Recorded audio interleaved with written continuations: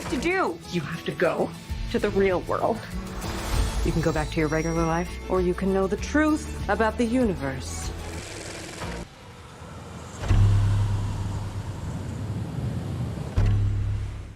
Les festivals de Venise et Deauville entre polémique et grève à Hollywood, Barbie toujours en tête du box-office et Banel et Adama, un conte africain moderne. C'est le programme de ce nouveau numéro de À l'affiche 100% cinéma. Bienvenue à tous et bonjour Thomas Borez. Bonjour Louise. Ravi de vous retrouver en cette Moi aussi. rentrée. On va débuter donc avec la 80e Mostra de Venise qui est présidée par le cinéaste franco-américain du récent Babylone, Damien Chazelle. Une édition, Thomas, qui s'annonce sur le papier très prometteuse, mais il y a tout de même quelques ombres au tableau. Voilà, et on va commencer quand même par les promesses. Voilà, c'est nos retrouvailles. 2 films offraient le vertige dès leur annonce en sélection. 2 films de 2 grands maîtres du cinéma américain. J'ai nommé David Fincher et Michael Mann. Michael Mann va présenter un biopic sur Enzo Ferrari avec Adam Driver. Et enfin, David Fincher revient avec un thriller, The Killer. Mais côté américain, notons également aussi la présence de Sofia Coppola avec Priscilla. C'est un film sur la femme d'Elvis Presley avec l'actrice et chanteuse américaine Kylie Spinney. Alors, on parlait d'ombre au tableau. C'est vrai que la grève des scénaristes et des comédiens à Hollywood risque de rendre les tapis rouges un peu moins glamour à Venise. Voilà, absolument. Alors, cette grève a obligé, on le sait, de changer à la dernière minute, le film d'ouverture, Challengers, de Luca Guadagnino, puisque Zendaya ne pouvait se rendre sur le Lido. On sait que Adam Driver et Penelope Cruz auraient reçu une dérogation de la part du syndicat des acteurs là-bas à Hollywood, très puissant. C'est eux qui permettent ou pas aux stars de venir. Ils devraient être là. Ils devraient être là. Voilà. Alors, quid en revanche de Bradley Cooper, Michael Fassbender ou encore Jessica Chastain, mystère. Et alors, côté français, peut-être qu'ils vont remonter la cote glamour du festival. Oui, puisqu'il y a quand même Léa Seydoux qui sera là dans le film de Bertrand Bonello, La Bête, un long métrage qui s'annonce vraiment étrange, puisque c'est un mélodrame de science-fiction sur plusieurs années à travers les âges. C'est inspiré d'une nouvelle d'Henry James. Marie Drucker, a co-scénarisé absolument le nouveau film de Stéphane Brisé avec Guillaume Canet et Alba Rohrwacher, on la voit Marie Drucker, un drame sur la reformation possible d'un couple. Voilà, et puis Luc Besson. Luc Besson revient, c'est la surprise du chef. Aussi, voilà, de Barbera, le président de la Mostra, qui a sélectionné donc en compétition Dogman. 4 ans après Anna, Luc Besson revient donc avec un thriller noir sur le destin tragique et très contrarié et bien d'un homme élevé par des chiens. On regarde à quoi ça ressemble ? Bien sûr, avec plaisir. You love dogs, huh? More than you love your own family. I do. You curse, you piece of shit!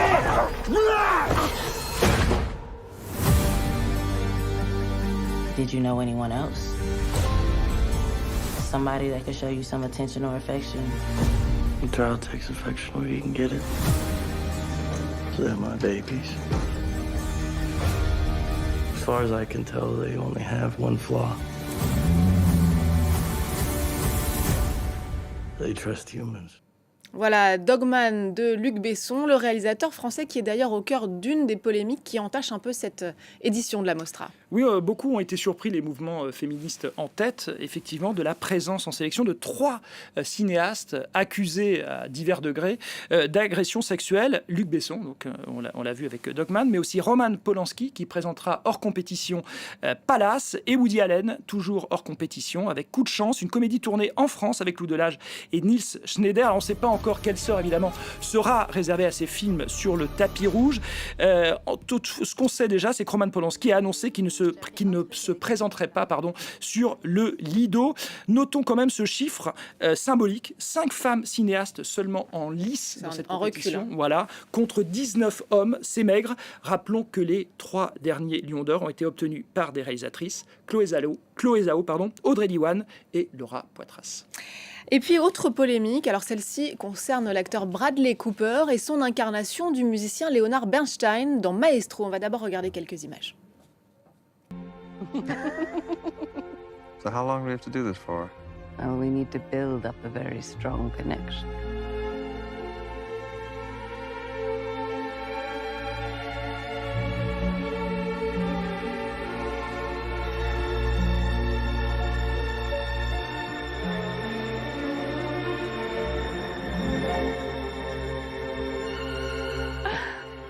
you itching to move? No, I'm not. Good.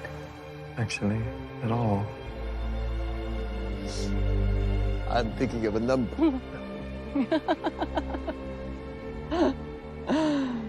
Oh, I don't know. 9, No, 5. no, you have to think. I'm trying to. It's 2, darling. It's 2.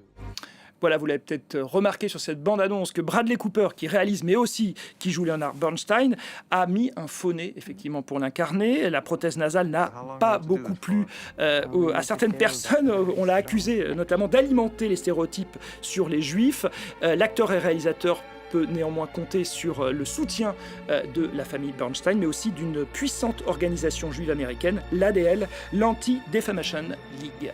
Voilà pour les polémiques concernant la Mostra. On reste dans les festivals, mais en France, celui-là, c'est le 49e festival américain du film de Deauville, avec Thomas Guillaume Canet, qui présidera les débats. Voilà, absolument. Et l'autre star aussi de ce festival, c'est encore Tiens, Luc Besson, effectivement. le revoilà. Voilà, Luc Besson qui va présenter son Dogman et qui va aussi parler avec le public de Deauville, puisqu'il va y avoir une conversation, comme ils disent.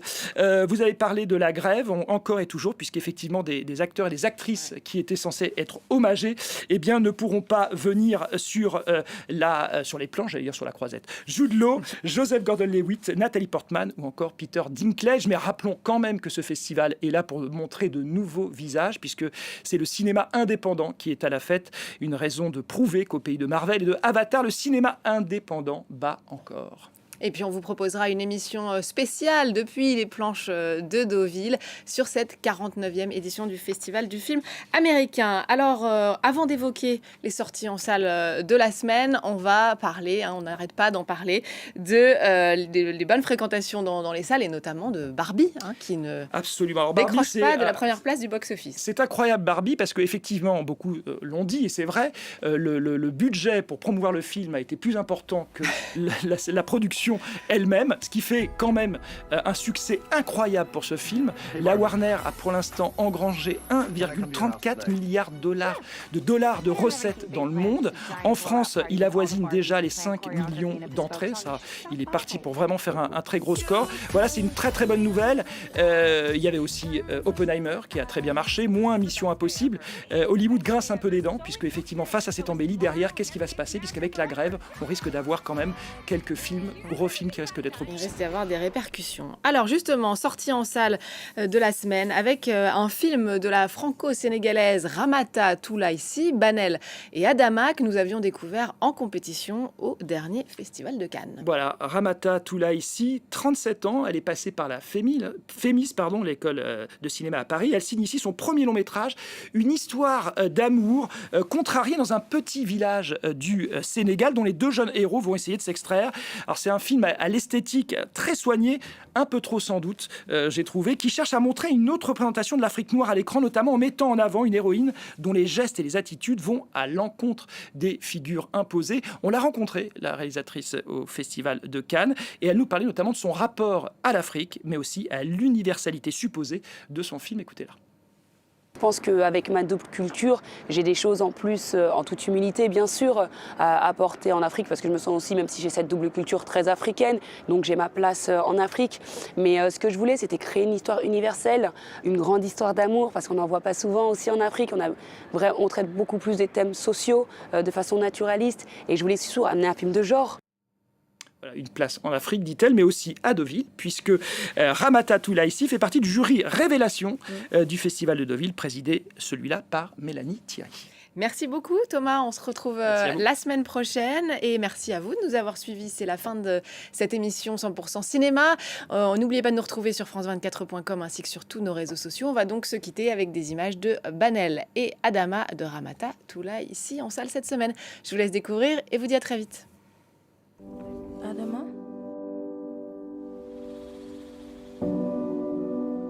Daranam?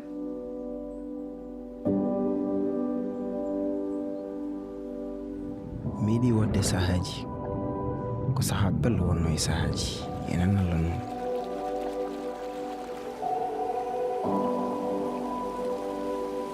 Allah woni koye hollude en bela garten e laawol puccugol sirto tan mbaɗen a adam yejitaji ɗum de. Le Paris des Arts, présenté par Valérie Fayolle. Bonjour Mathias Malzieu. Merci beaucoup.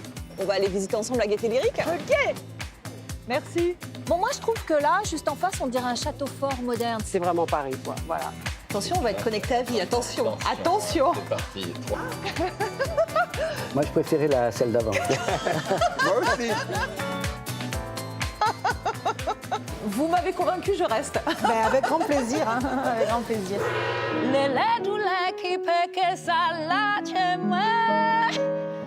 Le Paris des Arts, à voir sur France 24 et sur France24.com.